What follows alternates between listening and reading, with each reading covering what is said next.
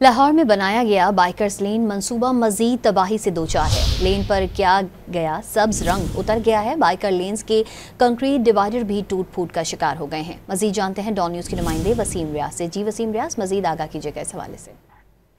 जी देखिए, बिल्कुल फिरोजपुर रोड पर ये बाइकर लेन जो है वो बनाई गई थी, जिस पर सिर्फ मोटरसाइकिल सवारों को चलने की इजाजत जो है वो थी और जो रश था उसके पेश नजर ये फैसला जो है वो किया गया था। लेकिन ये प्रोजेक्ट शुरू होते ही जो है वो नाकामी का सामना इसको करना पड़ा। करोड़ों की लागत से बनाई गई मोटरसाइकिल लेन चंद महीने में ही भी ना निकाल सकी। पहले मरले में लेन पर मौजूद सबज रंग उतरा तो अब कंक्रीट डिवाइडर भी टूट फूट का शिकार जो है वो नजर आते हैं। जैसा कि फुटेज में देखा जा सके, तमाम डिवाइडर्स को उठाकर एक साइड पर रखा है जो हादसा का सबब बन सकता है। ग्रीन लेन मंसूबे का रंग पहली बारिश में, जबकि कंक्रीट बॉक्स पहले 6 माह भी ना निकाल सके और टूट गए।